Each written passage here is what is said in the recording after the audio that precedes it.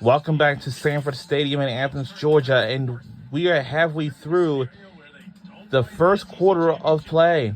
So, as a reminder, the college football playoff starts on December 19th, and with that, it will conclude with a national championship on, going to be January 19th.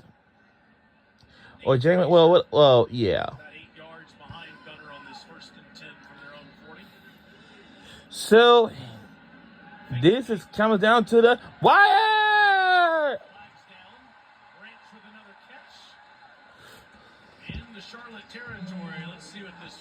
And there's a flag is on the play. Jason Autry is our referee for today's game. 17-yard catch stands. And you can see Georgia loads up early, max protection to make sure nice clean pocket to operate from. And I know everyone's favorite referee is Jeff. I forgot his last name.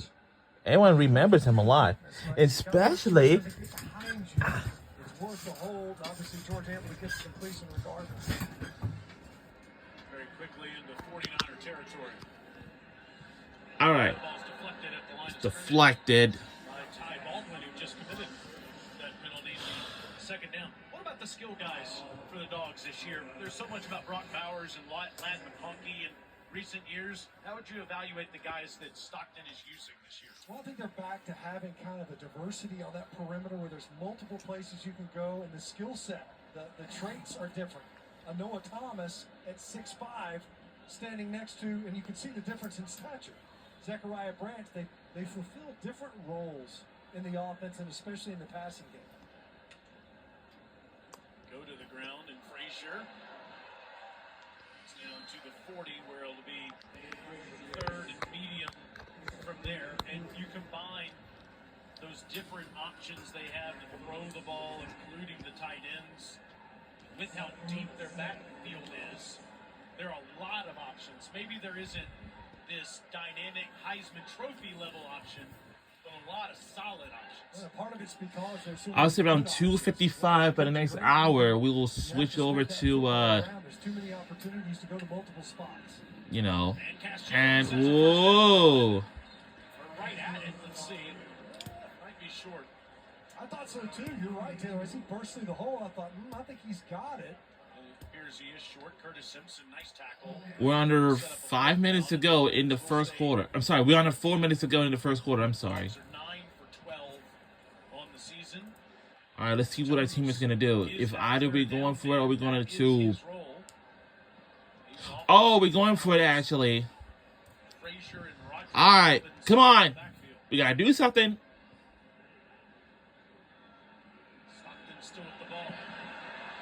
Understood. I don't know if that's the first down or not, but we got to see. And it is. That's an element that he has. We've talked about it all season long, really. If Georgia going to face against the Aggies in Atlanta, it's going to be a movie. It's going to be a movie. It's definitely something that he brings to the table. Now, I will say, you don't want him having to extend like that on the edge too often to be able to get those conversions. Yeah, you would rather him not do it, but you love that he does do it. That's a good way to put it. On the fresh set of downs, Stockton step up. And it ends up getting a few more yards with that move at the end to get near the 25. We're halfway through the first quarter. And it's 1:15 p.m. Kevin Maloney up here with us. He just observed the fact that he leads the team in rushing touchdowns. Does Gunnar Stockton. Because of that, with 8, you recognize just how active he is in the run game. There's another one of those pop passes, and Thomas finds the little crease, stays upright. First down, Georgia inside the 15.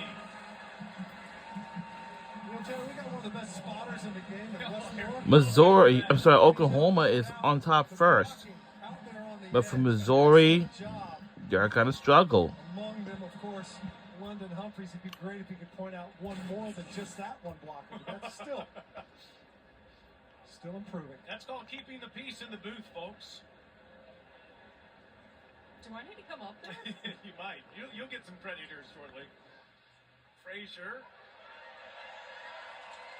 Inside the 10, down to the 7, where Schmitz makes another tackle.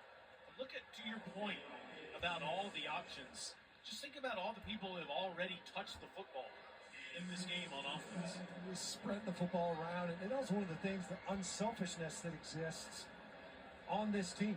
It's not often. You've got a lot of high capacity, high capability, a lot of alphas. Not easy to spread the football around, but 5 different rushers, 5 different wide receivers already touching the football. On 2nd and 4, Frazier already with 1 rushing touchdown. And touchdown automatically. Yes. Touchdown, Georgia.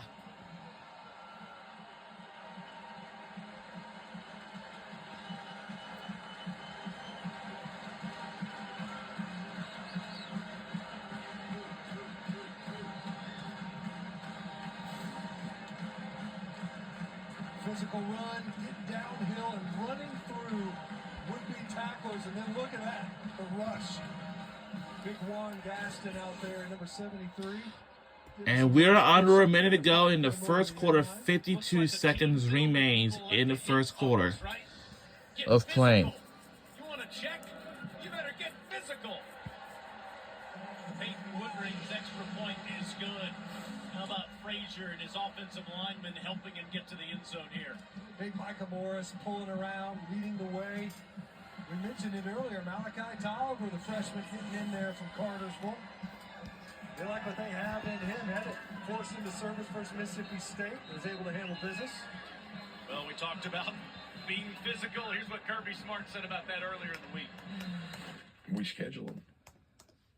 The ones that want to leave, we schedule them.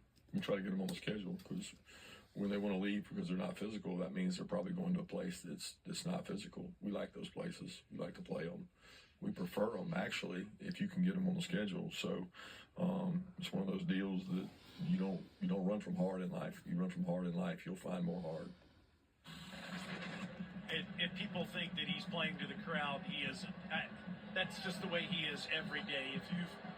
If you've been on a walk in Athens, you've heard it in practice coming from this stadium, coming from the practice field, and you hear it in the locker room every day too. That is the way that man coaches, Alyssa.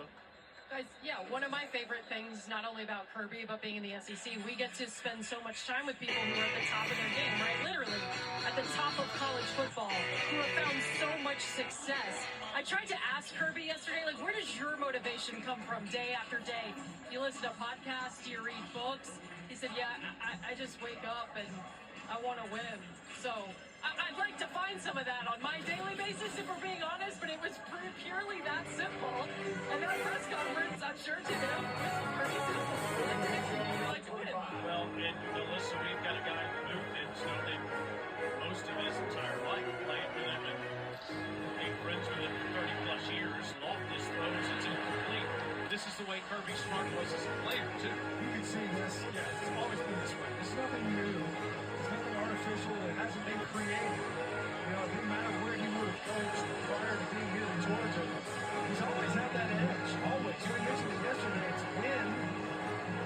I didn't even know it was an acronym. He said, what's important now? That's what motivates me every day. And there's always something important to him, and he's got to get to it. Hear the crowd on the 2nd and 10. Loftus again, line of scrimmage, just trying to get something going. Gets a few yards there. And he'll set up a 3rd and long as Jaden Nicholas makes that short 2-yard catch. And this team takes on that mindset. You're tough. Really hard edge. And they embrace that. You've got to be physical. You have to know that the practice has changed as the season has unfolded. KJ Bolton says it hasn't. The same as they were at the beginning of the season, just as physical. 49ers do not have to run another play, and they will not. As a quarter will end with the Dogs up 14-0. Kirby Smart's team has won 114 games in his 10 years here. 62-6. So I'd say that'll do it from, so that'll do it for the first quarter, and we'll be right back to start the second quarter right after these messages. Don't you go anywhere. We'll be right back on the other side.